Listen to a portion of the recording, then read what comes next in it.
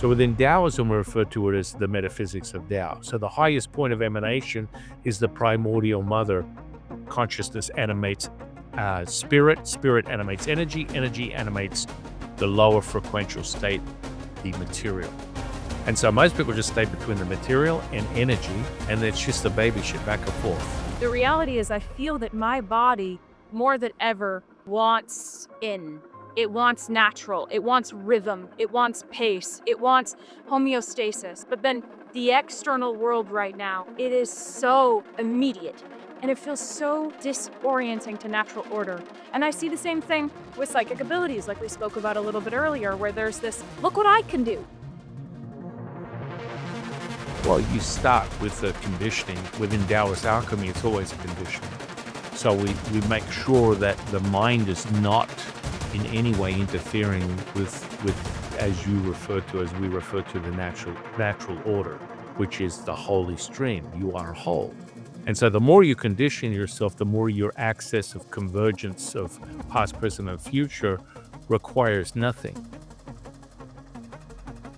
It's actually so easy at the heart of it to come back to this absoluteness, because it's like, I didn't need to do any of that. I didn't need to prove it. I didn't need to try. I didn't need to effort. Like, it was actually so easy if I just let it come back to the distilled purity of exactly what it was.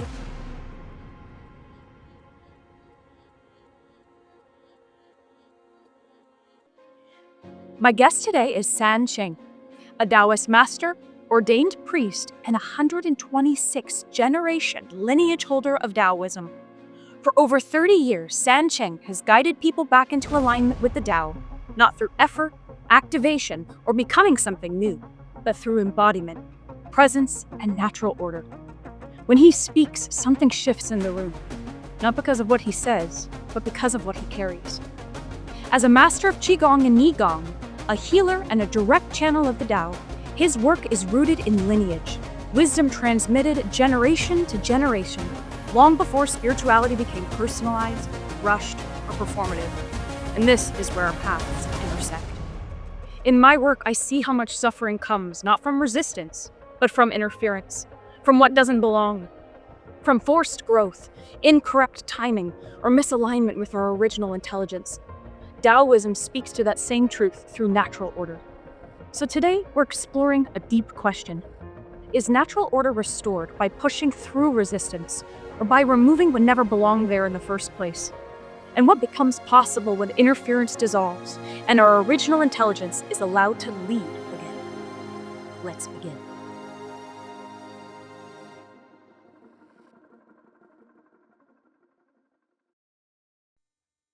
Whew. Well, hello, Sam. Welcome to the Spiritual Debate Podcast. So grateful to be here, my friend. Thank you so much for the invitation. I'm really looking forward to today. Well, it's an absolute honor and privilege to be here with you. I had the honor of being on your podcast, and when you and I started to get in the vibe of our conversation, I realized that I met somebody that I really felt like I understood, and vice versa. We had this beautiful synergy, and even though we come from different perspectives of the work, there's a lot of similarities in how we relate to embodiment and how we relate to doing this work. And so I'm excited to bring your mastery into the debate today and have some deeper conversations with you about natural order. Yeah, I love it. Welcome it. So I want to start here because I have questions about being 126th generation lineage carrier. I can't even say it's so profound off the tip of my tongue. How do you know that that's how long you've been carrying this wisdom? How did you find that information through your lineage? Well, I mean, it starts with the humanistic aspect of holding a torch for this generational merge from one into the other from planet Earth. But then it goes even further when I start to recognize that this is sort of very familiar to me, and I've been doing this over and over again for many, many lifetimes. So to have my name carved into a monastery on a basically a cliff face or a wall of a temple that's been around for that long, you start to recognize that it's more than just the title.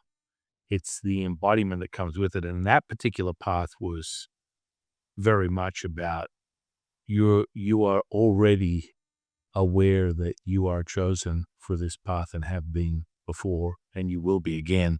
And today is the day that you will be awakened to Right. this through a process, what we call an ordinance, an ordained process that takes several years. Once you develop through discipleship, and then you create what they call an ability to be eligible to be a Lu holder, which is where you become ordained. So yeah, it's basically, as we're talking about natural selection, a selection process that is not coincidental by any stretch of the imagination. Was this something that had been with you for as long as you can remember? Was this something that had a Yeah. cataclysmic awakening that led you to this remembrance? Oh yeah, yeah. I mean, it became very clear to me when I was a young boy about what that really meant. Things that were familiar, that would seem supernatural, were very supernormal for me to Yep. be comfortable with, the paranormal, the super normal type of events. So when I was a young boy, superheroes were very much a huge part of my existence. So I would pursue these type of powers, and little to any resistance was not necessary, because I started having or exhibiting these types of skills at a very young age. Wow. I can imagine that your experience of life, having access this from such a young age, might have been a fascinating life. Like if I was watching young San experience himself having very natural paranormal connection and interdimensional connection, I can imagine that that probably created an interesting life experience for you. What was it like having access from such a young age and knowing that it was natural and it was something that had been through you for many lineages? Well, it started with the simplicity of, okay, I watch a TV show where the Hulk and Spider-Man and Superman have these abilities, and then I would attempt to replicate them. And one of the first things that was very clear to me was X-ray vision, where I could see through walls, see through bodies, and have a much deeper understanding of just the nature of the individual that I was observing, Mhm. because that information would come straight through. Whoa. You could look Yeah, for that started at 4. But I mean, it's more a natural sort of, you would refer to it more commonly as a clairsense. These are development skills that you acquire very quickly. So straight away, you just instantly scan someone and find the weakest link, and in most cases, it's some physical ailment, and you're able to fixate on it, and then, of course, return it back to its holy state, which is the natural selection, which is the really heaven on earth. since 4 years old, San, you had the ability to clear sense through people, through Mhm. energy, through time, through space. Yeah, yeah. That was the and it's sort of interesting, because my mother was a single parent who really didn't have many options. I was, abandoned as a young boy by my father, and we were left to our own devices, so she developed, what's the most acceptable, socially acceptable skill, is to develop some type of academic, acknowledgement through some degree of some kind, which she returned to teaching and got a master in psychology and other things. But I was left as a young boy to my own devices, and, what was referred to as a latchkey kid. I was basically, in this day and age, um, that's just not possible. I don't let my 13-year-old out of my sight, let alone my 4-year-old. And so it was a different world. It was a different experience. But, with that, you know, I was able to explore things that would not be accessible. Now, I teach my kids a lot of psychokinetic skills. They develop them almost instantaneously, whether it's something as simple as telekinesis, where you move an object with your mind, simple ones as a psi wheel. You put a piece of foil or paper on a toothpick and then move the psi wheel. Recently I just taught one of my 4-year-old how to fuse a penny to the wall. And she just went one better. She took a quarter and just walked up to the wall and said, "Stick," and it sat there for 2 days. And it's like, that's where you're not interfering with the truth serum, right? The real power of self is unbridled. It's unlimited. It is right now. Wow, that is fucking so cool. Your 4-year-old could stick a quarter on the wall and say, basically, like, "Stay," and it did. Is you and is how you define you said the holy serum, is that what you called it? Mhm. Yeah, yeah, yeah. Yeah, Our I is mean, this is that when another you're. way of saying our natural abilities, our Yeah, natural s yeah, absolutely. I mean, our holiness refers to something that is not fragmented or broken in any way. We are absolute, we are whole, we are eternal, we are immortal. But many people have this sort of labyrinth that they're handed through their finite mind as the idea that they have to integrate their personality into the jambalaya. No, the jambalaya is perfect as it is. You just now need to realize that your participation is not required. what does that look like in my life if I desire not to have my human experience, my human consciousness infiltrate my experience of what my natural abilities are? Well, you start with a conditioning. Within Taoist alchemy, it's always a conditioning. So we make sure that the mind is not in any way interfering with as you refer to, as we refer to, the natural order, which is the holy stream. You are whole.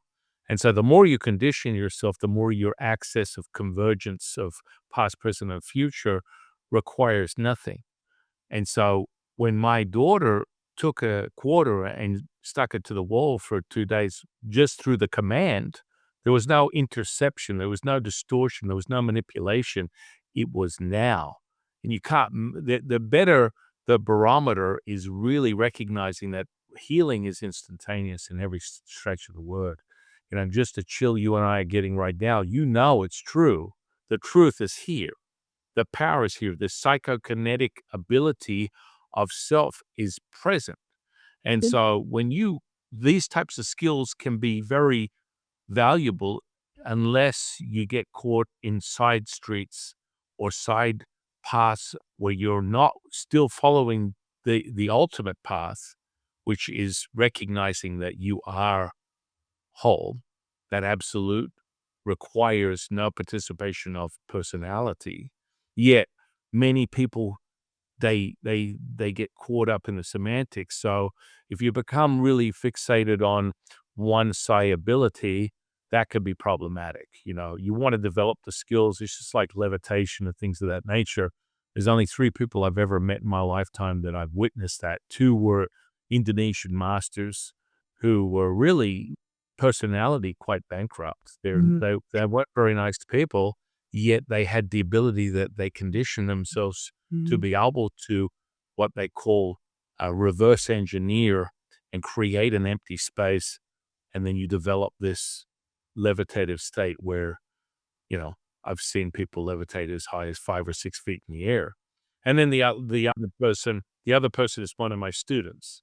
And so most people are like, well, if one of your students have been able to do it and you taught them that, why aren't you doing it? Because I am not. It doesn't float my boat. It doesn't excite me one bit to flex on something so childlike. And I'm not childlike in holy stream, childlike in, okay, tag, you touched it, now move on. But people become fixated and it becomes their identity. And then, of course, it starts to corrupt the system. And that's where a lot of psychics, mediums, channelers, healers, they show it through their body because they become very inverted. They pull all the energy in. They're not balancing, creating this harmonic flow. And so instead of being right in the convergence of yin and yang, they are too inverted. They draw the yin in, and that starts to corrupt the system. And you'll see it physically as they're really struggling with other sort of biological things that are impeding their ability to emanate and embody that. So they become quite sick because the turbidity starts to draw in. So more psychic, more in tune, more intuitive without the balance just Yes. corrupts the system. The body will perish. It's it's not a permanent, it's impermanent, it is transitory. It will dissolve. So you want to hold or maintain that longevity node as long as possible so that you can maximize your experience and get as many re-up points as possible in this incredible journey. I love that you're sharing this piece because this really touches on the concept of natural order and how much of it is, pruning what you're not and, seeing yourself as you truly are versus seeing yourself as you truly are and everything else just kind of sheds.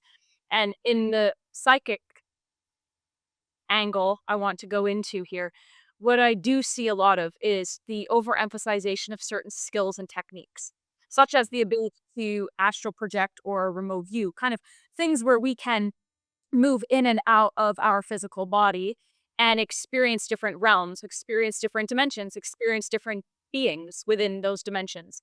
And personally, in the beginning of my awakening, I liked the idea of that. But as I matured in my awakening, similar to what you're saying, the balance was so out of order. The amount of yang that I had in my body created an immeasurable amount of dis-ease, also a lot of different types of astral entities that I had experienced as a byproduct. And now my perspective on it is quite different, similar to you, where the idea of levitating is fascinating because it expands my consciousness to know what's possible for us in this beautiful body that we're in. Mm. And that's basically as far as that exploration wants to go. Because personally, I feel that it's not necessary unless it comes in truth. And if I started to have these experiences more naturally and I go, San, something's happening to me, then it would be on the frequency of truth. And on the frequency of truth, these natural abilities, we all have different ways of experiencing them. Like if I was standing next to your 4-year-old daughter, maybe my ability isn't to be able to do that and stick a quarter on the wall, but it was hers. And like that's her natural ability. But in truth, maybe that's not for me. And so I've tried to learn the difference between like, I'm curious and I want to follow this because that seems really cool. And this is actually in the frequency of, as maybe you would call it, like my holy stream. Like this is connected to my wholeness. This is connected to what is coming forward in natural order for me. And usually it is presented to me instead of me pushing my will into trying to experience it.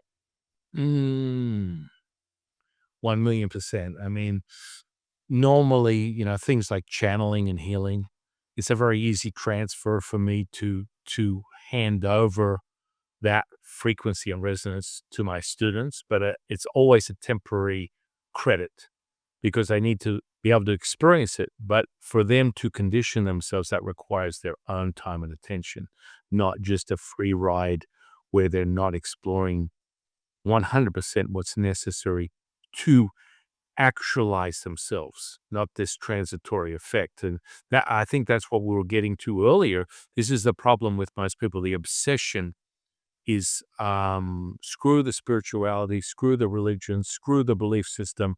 I don't need any of that.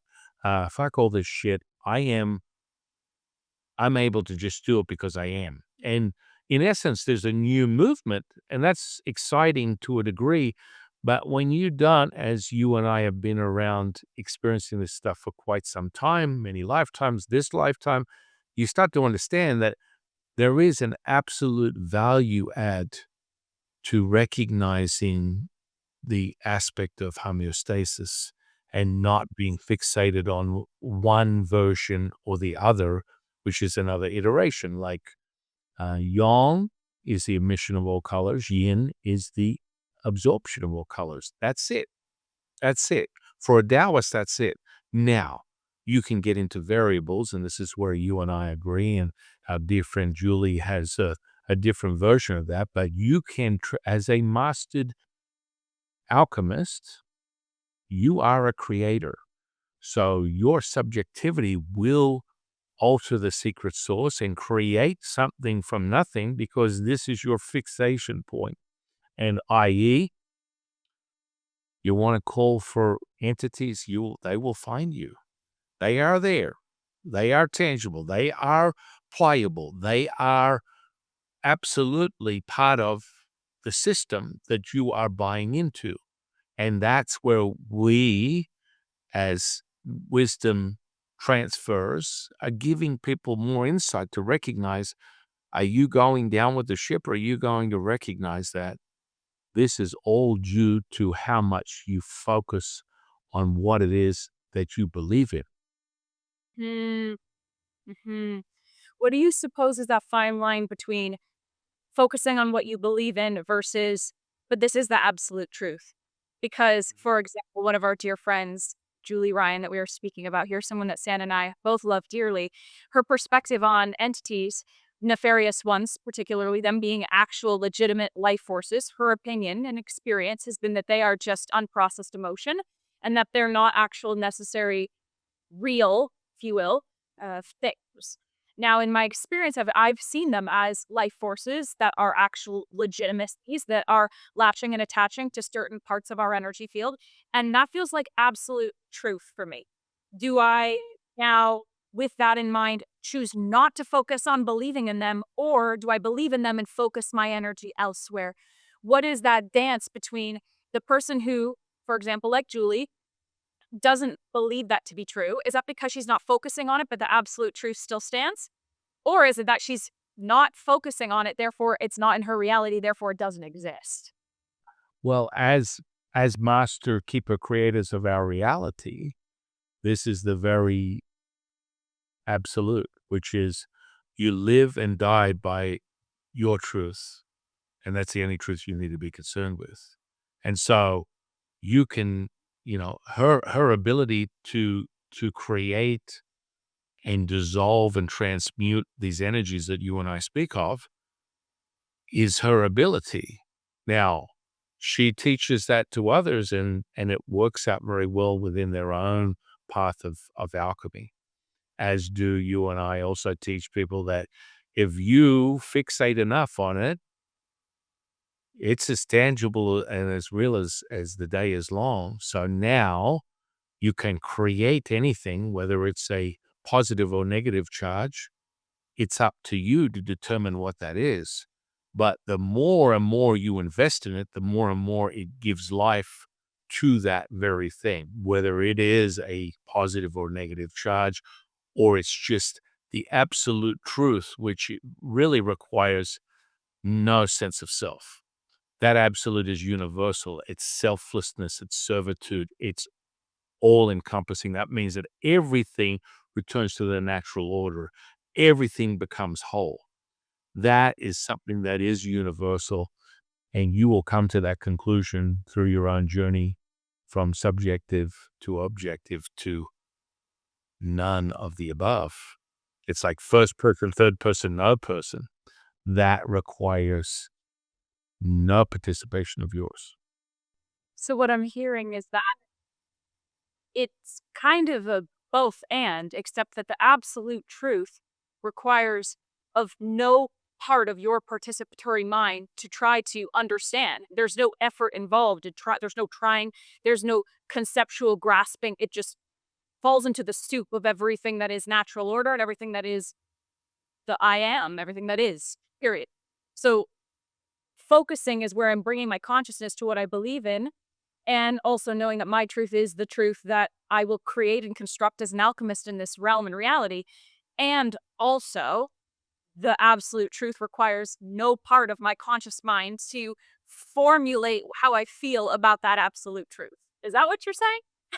Amen to that. Because, I mean, the truth is, when you get down to the get down, the truth is very clear that everything as a lens, the body awareness is really just another lens of your focus as consciousness, as this holy stream. So what does that really entail? Well, as I referred to, first person, third person, no person, that is when you dissolve and your attention intention is formed as nothing. This is the operating system. You are no longer requesting to be a part of something, or that you are an iteration of something that would be reflectant of the cosmos, of the universe, of Tao, God, Buddha, holiness, the primordial mother, what happens is,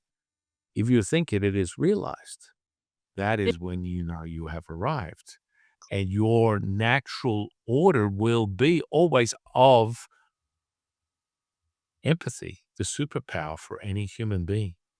And that will come back to everything and perform everything as a holy emanation of self, returning everyone to whole, heaven on earth. Everything is perfection.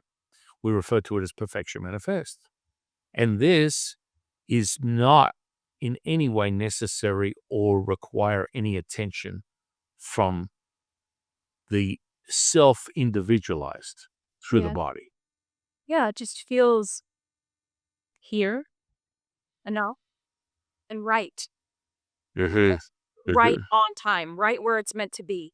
And when I think about the work that I do, when I work through interferences for people, whether that be through their lineage, whether that be through different lives, whether that be because of different free will decisions they've made that kind of tangle their conditioning into certain knots in their energy.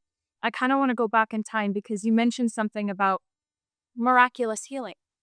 And I've seen miracles, but I also see miracles almost like compounded timelines that then combust into the now.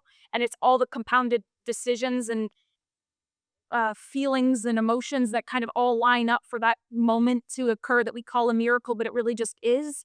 And in my work as a healer, sometimes with people, like their conditioning is so entangled into their sense of self. And the work that I do, it's supporting that, but I sometimes feel like it's not instant in that it's like untangling knot and then a knot and then there's it's like the pruning slowly but surely. I haven't had a experience with a client where it's like, and then wha-bam, like whole, complete, holy stream. It's more so I release a kink and then the water flows through the stream and then they have a realization, but then there's another kink that comes up and then, okay, well, because that stream was flowing, now there's another stream and we unkink and then slowly but surely all the fountain it flows.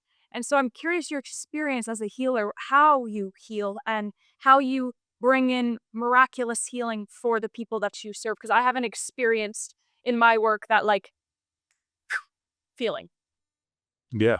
Yeah. I mean, it's no different than other abilities, right? So I try to, I don't try anything. Let me rephrase that.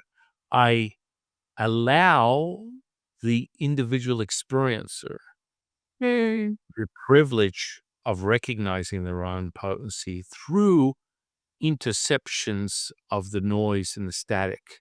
So when you apply abilities, all of a sudden you're like, whoa, I didn't sit here and call in my angels and light 3 incense and sing Kumbaya. This happened right now, Yeah. past, present, and future right now. And so when you integrate, PK or psychokinesis, it's very easy to start to get a sense of self. So as you alchemize through the Taoist alchemy that I teach people, you get these intervals where, okay, let's test it. And many students are like, okay, I've been doing the same shit for 6 months. What's going on? And I call it the Miyagi effect, right? And so Mr. Miyagi, reference to Karate Kid, the teacher for Karate Kid, it's like there was a point in the movie, I don't know, have you ever seen the movie Karate Kid? Yeah. Yeah.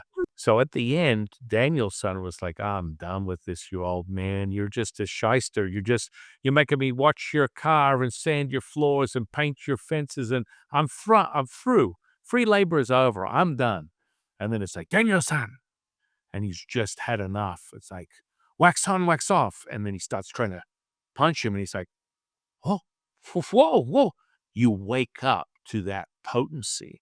I always refer to the Pinto experience, where you're driving down the street, it gets you to pull over, you're driving your Pinto, go to the front of the car, open the hood. Holy shit, I have a Lamborghini engine right under the hood here. What is going on here? You have to find the right time for it to solidify. The more incepted or the interception of the mind through, this is how this works. No, the body speaks louder than words. And so when you integrate and condition the body independent of the mind, it runs independent. The source, the secret source, the absolute, the true serum that is emanated from this vehicle as embodiment requires no participation. So it will precede you. You will literally experience this, whether you've gone to an event where, gurus are handing out transmissions. Everyone's been to some type of spiritual scenario, whether it's just going to the church on Sunday and listening to a priest recite the weekly to-do list. You're experiencing this emanated state to some degree. There's a congregation of people that are meeting for the same purpose, and it raises that frequency. So when it comes to healing, the most profound things that I've experienced and witnessed on a daily basis for over 30 years happen in a fraction of a second, like fraction of a second. And so whether it's flesh melding or flesh opening or tumors healing or just any sort of like abrasion, swelling, anything, it disappears in front of your very eyes. And so more commonly, it's like a wiggling effect. You'll see it. It will wiggle and then it will straighten up. It'll wiggle and then it'll get smaller. Wiggle, wiggle, wiggle. Now, many people that are more inclined to psychognostic experiences that I am not that familiar with, but I teach people how to alchemize that potential DMT that they own and possess within this vehicle. I do it through Taoist alchemical processes that are long lasting. It's not a 20-minute DMT experience.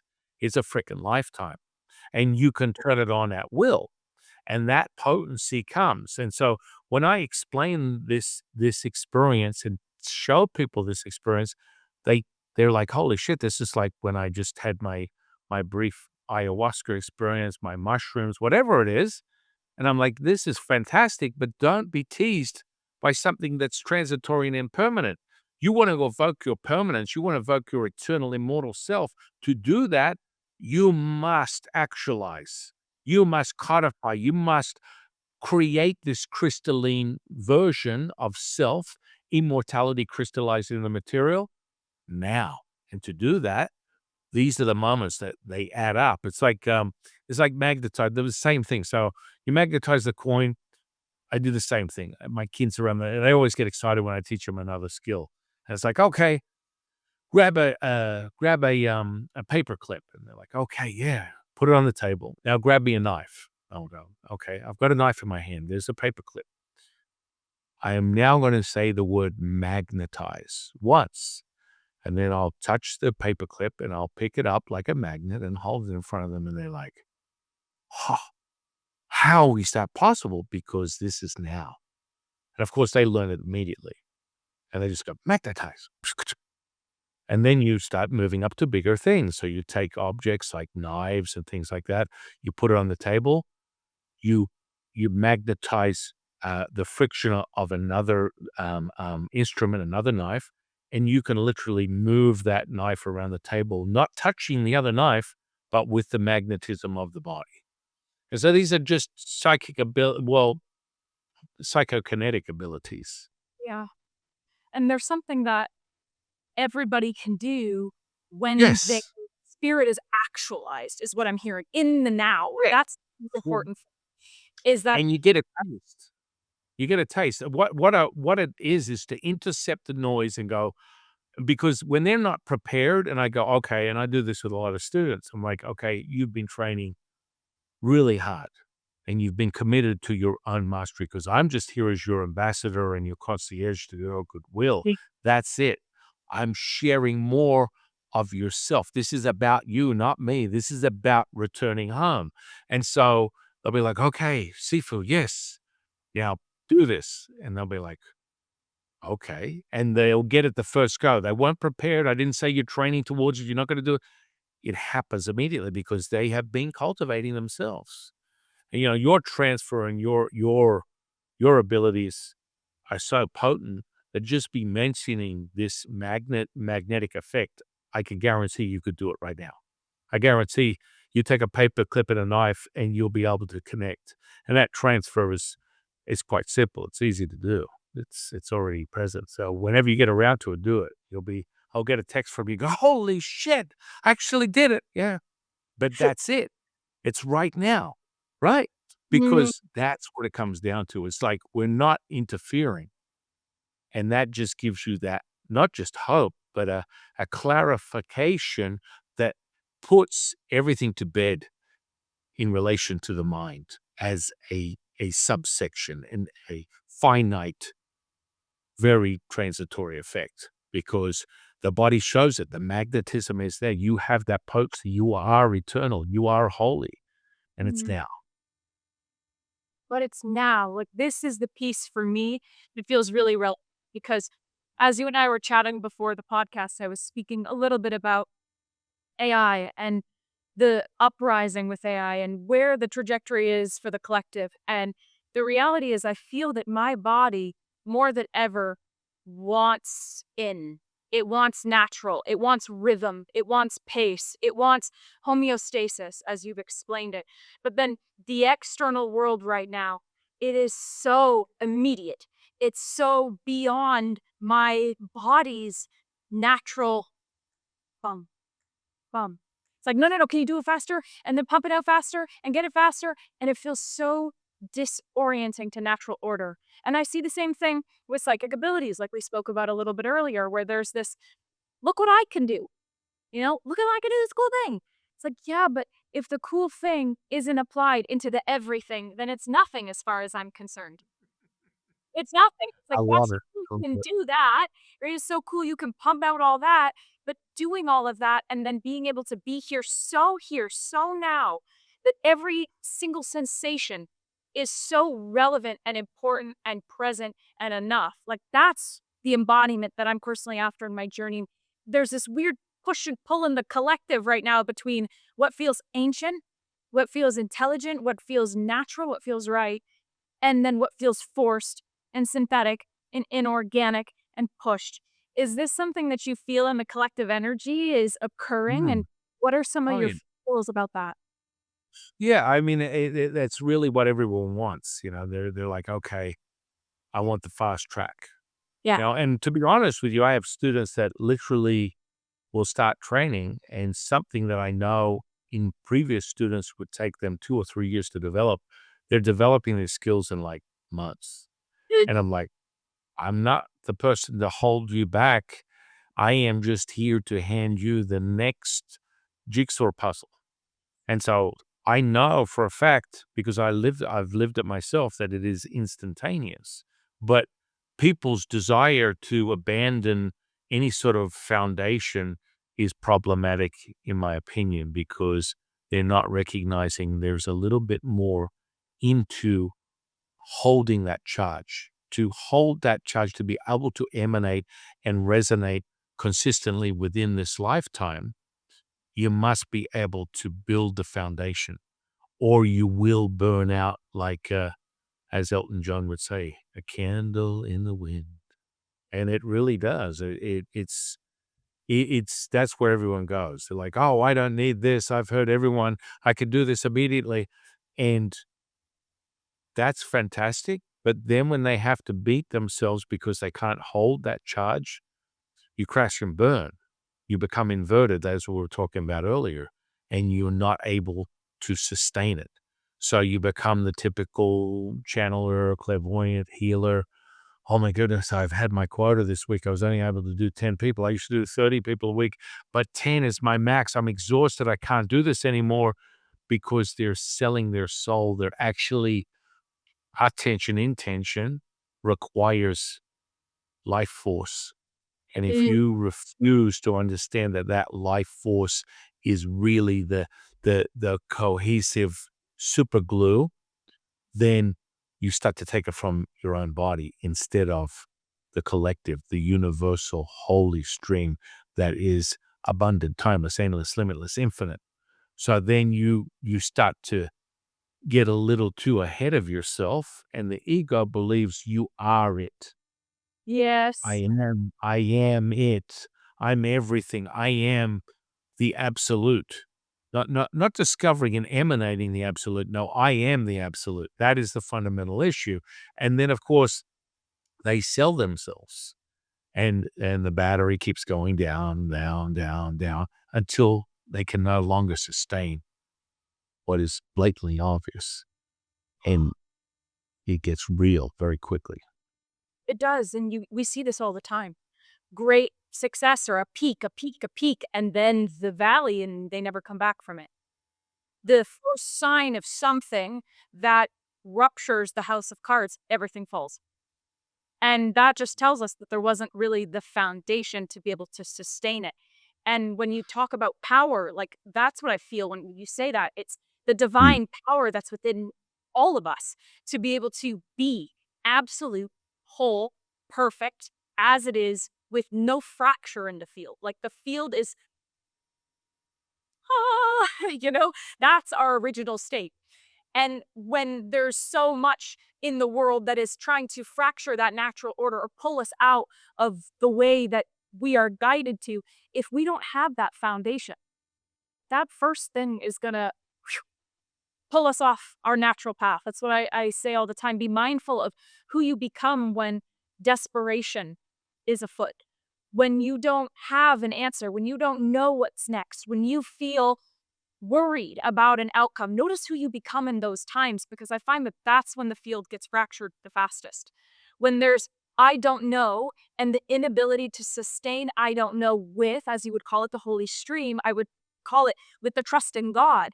With a true relationship, like it's the God that created us that binds us, not the God that I am that's sustaining it. That feels like a very important nuance. Yeah. No, no, no. I mean, what's an example? You know, when more recently, maybe a year ago, my youngest son died in my wife's arms, and he was dead for 2 minutes. And my 5 kids gathered around, and if you looked at me, observed my appearance, I had 0 output, because when the wet ass hour comes for healing, that does not start with an ab reaction, a response, a reaction to an event. This is where fearlessness is not a requirement, it's a Tao given right. And that's where you realize who you are. And so this happened, kids got around, I was just present.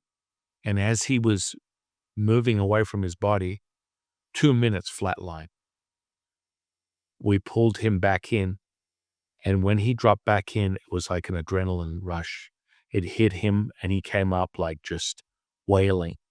But like when you watch the life come out of your child's eyes and there's just nothing. And so this is what we call about the wet ass hour, the now moment, the convergence.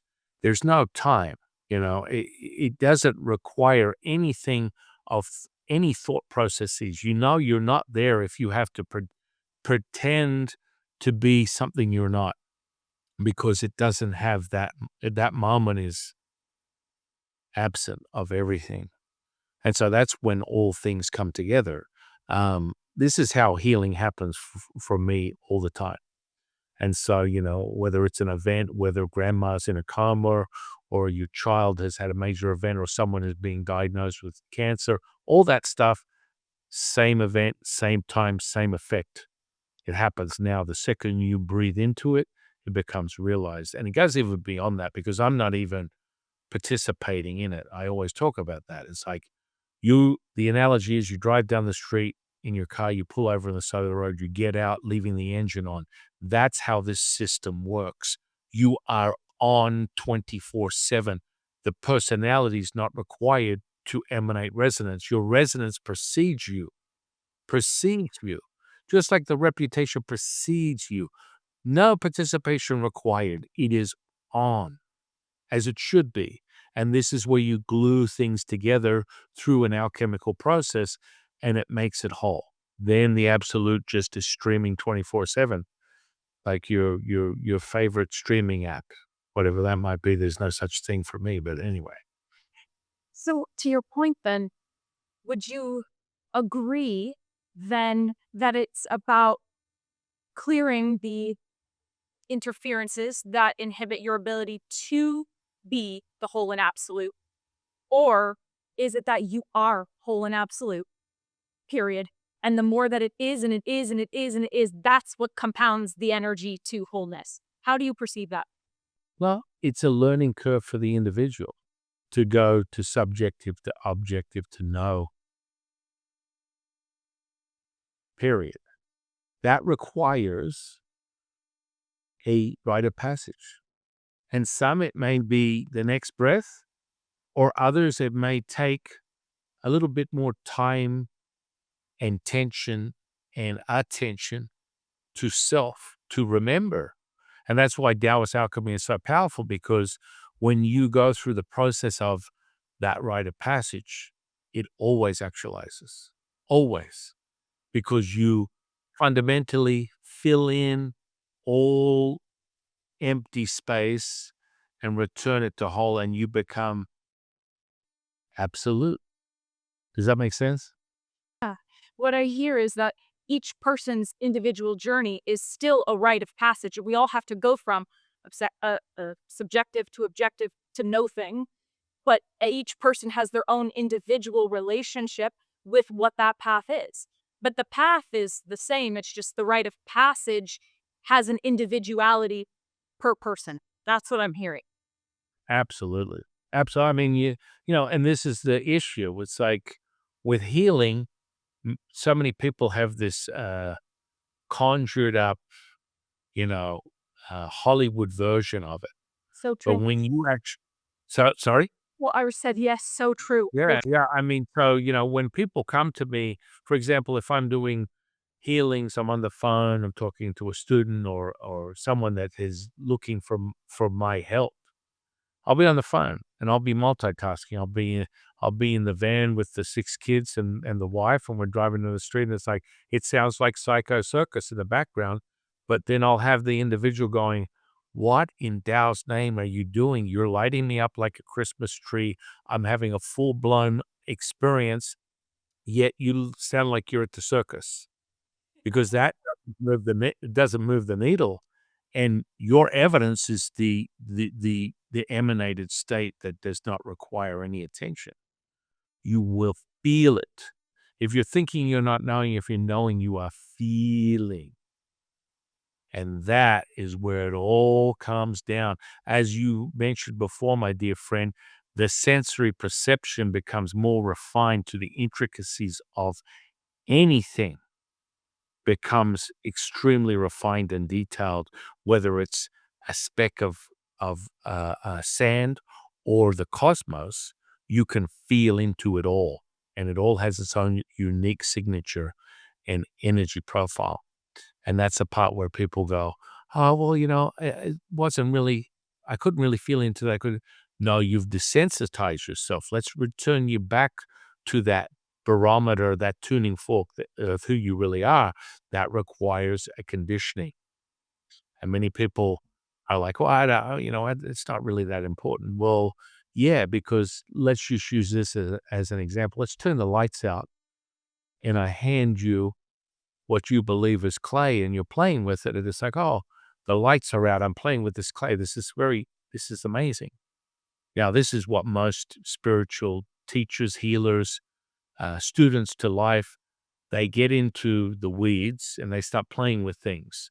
And they feel pretty comfortable. I'm an exorcist, I'm a healer, I'm a demon slayer, I'm whatever it is. And they're still not fully cooked. They're half cooked. So that means that apprehension, that fearlessness is still not met. You haven't met your requirement. You haven't met your maker. So you're still pretending to fake it till you make it. And so you're playing with this clay. And then I turn the lights on and you're like, "Holy shit, I'm playing with dog shit. How did I not? What's, what? How, because this is the very issue that most people have. They get into what we refer to as the spiritual baby shit between the energy, the material, and the energy. So within Taoism, we refer to it as the metaphysics of Tao. So the highest point of emanation is the primordial mother, She's the animation to all things. She animates consciousness. Consciousness animates spirit. Spirit animates energy. Energy animates the lower frequential state, the material. And so most people just stay between the material and energy, and it's just a baby shit back and forth. And they never actualize the spirit, the Shen Gong. This is where attention intention meets, and your immortality is crystallized in the material world. Heaven is imminent. Heaven is here. Heaven is now, and you are sharing that perfection. That charge you and I are getting right now is an amen. So funny as you were speaking, I was like, they're playing with dog shit, aren't they? They're totally playing with dog shit. And they're playing with dog shit. I'm like, a smart cat from a mile away. Okay, but it's like that goes to the point of you can sense when something is off when you're beyond this material and energy. It's like every sense you can feel every single pattern as it's coming forward. It's just another iteration of, like you would call, actualization of spirit, the crystallization of heaven on earth. It's not, I know that heaven is a thing that I access when I'm in this one altered state. It's I am. I am the altered state. So therefore, if I am that embodiment, then I can feel, yes, and I can sense immediately. Like this might be telling me that it's clay, but I can smell shit from a mile away. So they desensitize themselves. So they don't realize that they're returning back to a state that is so undercooked that they're not able to. And this is really what's going on with the spiritual bypassing. So they spiritual bypass. They want it all now. I want to be the guru, the healer, the levitator, the psychokinetic, telekinetic, magic man. And this is great. They become fixated. They focus on it. Guess what? They were going to visit the wizard, and they turned off into a left lane, and they got stuck in some back alley, you know, playing with dog shit because they never went back on the path and followed it.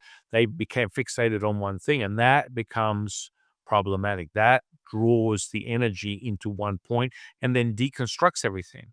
And that's when shit really hits the fan, literally, literally, literally hits the fan. And it's like, for example, when we talk about Julie, who was like a sister to me, she has a transmutability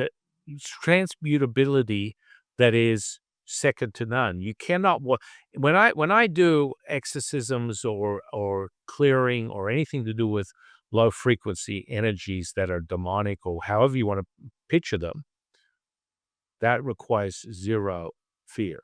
You can't play with it. It's not an in between. It's not like, "Oh, yeah, I'm really not that scared, but I am fucking scared, and I'm just gonna pretend I'm gonna make it." No, that's where that energy gets life. You get life, you feed it, it grows. The reason that Julie is so good at what she does is that she moves past that point of no return where her fearlessness transmutes everything into just the way it's supposed to be. When she ties a knot, it cannot be undone. When she closes a door, it cannot be opened. That is a power that only comes when you are completely cooked and absolute. That I love the way that you explain that, because the metaphors that you use, they click in my consciousness, and I hope that the people who are listening are feeling very similarly, because I we're gonna need this. We are going to need this level of cooked. And I the hard part I have found about getting to the point of being cooked is that it's a narrow path still on this journey. It is easier to widen and want immediately. It's easier to have, even if it's not real, instantaneously, to soothe bomb whatever part of me I didn't want to look at. It's easier to seem like I have made it, even though deep down I feel like I am playing with dog shit and I know it. Sometimes it's easier to widen and widen and widen until I have this perception of who I am to the world, but internally I'm aware that I know I am not. And we're going to have to confront this fake it till you make it. We're gonna have to. Like, I feel in the world, these truths are going to have to become revealed. We have to see where we are not, but we say we are. We're gonna have to recognize where we are trying to prove to try to seem like something, when the truth is, it's actually so easy at the heart of it to come back to this absoluteness, because it's like, I didn't need to do any of that. I didn't need to prove it. I didn't need to try. I didn't need to effort. I didn't need to seem. I just needed to be. Oh, damn it. Like, it was actually so easy if I just let it come back to the distilled purity of exactly what it was, which was just is. But that's hard. It's easy in the sense that that's who we naturally are, but it's hard because there's so many pulls from the world, and there's so much, I think, pressure we put on ourselves to seem like something instead of just being who we are. Waking up can feel like your whole world is turned upside down, and there's no one there to catch you. Whoa! And so you ask yourself, who am I? What's my purpose? What are my gifts? And years later, you're still asking yourself the same questions. Q, the sovereign healer, the only psychic development and energy healing sovereign development school that'll help you understand your unique abilities without leaving your meditation cushion. Let's get it. 100%, my friend. I mean, and I just did a little video, took 4 seconds. So in the video, I magnetized the paper clip. I stuck a quarter to the wall. I spun a spin wheel. I basically fused a piece of paper to the wall with my intention, and I said, "Okay, this is enough child's play." Then I got under a 1,000-pound hack squat. It was actually 1,800 pounds, and then I hack squatted it for like 8 reps, full range. Now that's real telekinetic abilities. But, and that's for me. I'm getting up there. But, when I was Sprite back in the day, maybe a couple of decades ago, that was like half of what I normally would put out. So I'm like, I still have it. So, at my peak, I was doing 800-pound deadlifts, 800-pound squats. On a hack squat or a leg press, I'd be like 2,000 or 3,000 pounds. I'd get people to jump on top of the leg press. I'd be like, okay, I'm maxed out at 2,500 pounds, get a couple of people on top of it, and you'd leg press it. But there's no limit to what's possible. And so, that is real telekinesis, and healing is the same. You're not like warming up to it. And I think that's really problematic when it comes to exercise, because you can see where someone is apprehensive to really meet themselves, because most people never really train. They just pontificate. They pander to their weakest link. Goodbye, you are the weakest link. That is what happens and physically, this is a great way to see that, because most people will, I need to do a pyramid set where I'm warming up and getting to, you're never going to get to your highest point or your maximum load if you keep massaging yourself up to the idea you're going to do it. I would always just walk in and do it. But you didn't warm up. Yes. And never had an injury in 40 years of lifting weight. I've never had an injury, because it's got nothing to do with that. It's you. What are you capable of? That will be determined by how limited or unlimited your belief system is. And that will come out immediately. And it will come out. It's like, you can bullshit all you want, but as you said, fake it till you make it. Most people have a taxi driver moment. The taxi driver moment is, are you talking to me? You're looking in the mirror and you keep reciting and rehearsing the same bullshit over and over. You talking to me? Are you talking to me? And people never get there. They don't get there. I mean, as a priest for years, I used to spend so much time helping people find themselves. So I'd go looking for people that were in distress, that were distraught, that were having a lot of pain just living. And most of them were people that had performed pretty heinous crimes on humanity. And I would seem to find and discover these people, whether they were serial killers or murderers or what. I kid you not, because you look through the information and you see, and they recognize when you see them. And then, if I had a penny for how many times someone had pulled a gun on me and put it to my forehead, I'd be a millionaire. And that's like, you have a wet ass hour where I have someone who is like, you see me, you know who I am. And these criminals start with an intent of violation because guess what? You can see that I am a bad person, my version of bad. And then within 5 minutes, they meld with the secret source and they're sopping in my arms as if they just had a confession because that's how it works. But in between that, yes, the the the gun to the forehead was a real thing, and it's happened so many times that it's like, "Oh, really? One more time? Okay." Anyway, moving right along. And so when you get confronted with that, all of a sudden things get very beyond real. The idea that someone can take your life in a split second, you reassess what the truth is, because that is so disempower. I mean, you you you feel about this small.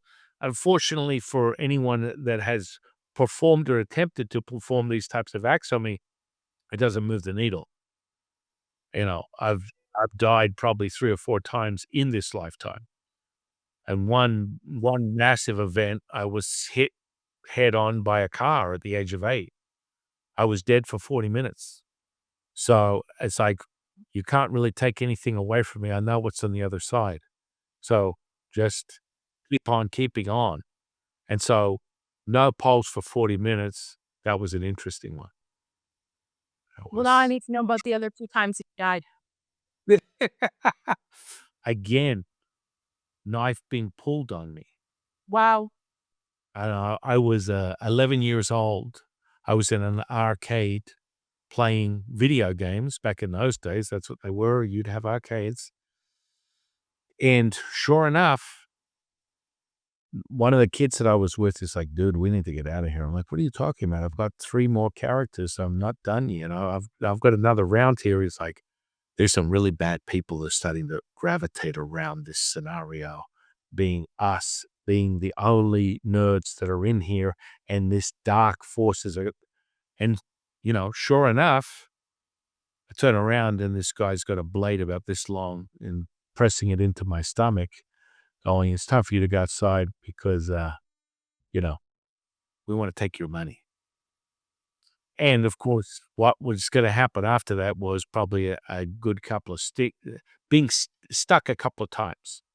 And so thinking fast, the event really turned into, I got stabbed and then I threw this kid through the front window of this arcade. And like, I yes, yes. But that's where power of force comes into it, where there's no limit. I will, truth be known, I had been bodybuilding for a year at that point. So maybe that helped. I started lifting when I was 10. So, so then you got to remember, as a young boy, I had no limitations. So the first thing I did was, okay, I'm having a really rough time at school. These kids are bullying me. I had this great idea. Little did I know it was my teacher, Lotsu, to this day that I commune with. But he's like, go and pick up this book. It's called Education of a Bodybuilder by this guy by the name of Arnold Schwarzenegger. I took it, turned it into a Bible. I read it from front to back 100 times over. I started applying the nutrition and the training. At that point, when I finished reading the book, I'd never lifted before in my life. I found a local church, and they had a gym upstairs. I went upstairs. There was a bench, just like in the book, a bench. I put 45 pounds on each side of a bar. I got under it, and I lifted 3 or 4 times, and then I dropped it on my chest and fractured my sternum. And I was holding it there for 40 minutes, screaming until someone actually came up and took the weight off. But for someone that had no limitations, no expectations, I still pressed it 4 times, never lifted before in my life. And so, it gets more and more interesting. And then, of course, the other time was I drowned. and I was like, I was was it? No, it was 5. I drowned. I was underwater for probably close to 8 minutes, and my mother thought I was dead. And she had like half a dozen guys running in from the beach, like basically flailing through the water because I was pulled under by this massive wave, and I didn't come up for 8 minutes. I thought I was dead. And so, yeah, that's another one. That's, yeah. No wonder there is no fear to be found in you to do any type of the miraculous healing that you are a facilitator of, that you are a participatory servant to, if you will. This explains so much, and this was all before you were 12 years old. Well, and this is what I always tell people. I will take you to the next level. Down here in Vegas, we have the Stratosphere Hotel. I don't know whether you've ever heard of the Stratosphere in Vegas on the Strip. It's the highest point, I think, in America. It's higher than the Empire State Building. You go up the top, and they have a free fall. They harness you up, and you just jump off. Now, that is when you meet your maker. And like, if you've got any anticipation or any apprehension, Yeah. it will go with whatever's left of your fear as it leaves you on the way down. But this is when people need to recognize free falling is where you become liberated. Free falling is when you recognize you are the power, you are absolute. And it's like sometimes you just need a little nudge, maybe a little nudge over the edge. Yes. I love that you said that. That feels like the most beautiful way to wrap up today's episode. The idea of just free falling is where you find liberation. Like, that feels like such a code in and of itself. And so, San, thank you for being on the Spiritual Debate podcast today. I think the sun rises and sets with you. And I thought today has been so brilliant. So do you feel called to share anything, any kind of final pieces that are alive and true for you? Just, we're always meeting our moment. We're always excitable. Now take that spark of divinity, recycle it, inhale it, consume it, digest it, and then emanate it, as this is what embodiment really means. Yes. It's funny. I totally forgot what our topic was. I knew we were talking about natural order, and I knew we were talking about Taoism, but our topic was the natural order, a Taoist path to spiritual mastery. And I feel like we smashed it. Like, I didn't even always that angle that we were taking. I thought we were only going natural order, but we went deep into spiritual mastery today. And that's really what I feel like at the heart of everything we touched on and spoke to. That was the core, was how to master the spirit, how to become the thing, how to become the holy stream. And I am just so grateful for you. So as always, I leave the Spiritual Debate podcast with our listeners. The topic we had today was the path to spiritual mastery, a Taoist path to spiritual mastery. I'm curious how everybody feels at the end of today's episode. I am V, and this is Sam. And thank you for being here, Sam. And we will see you all again.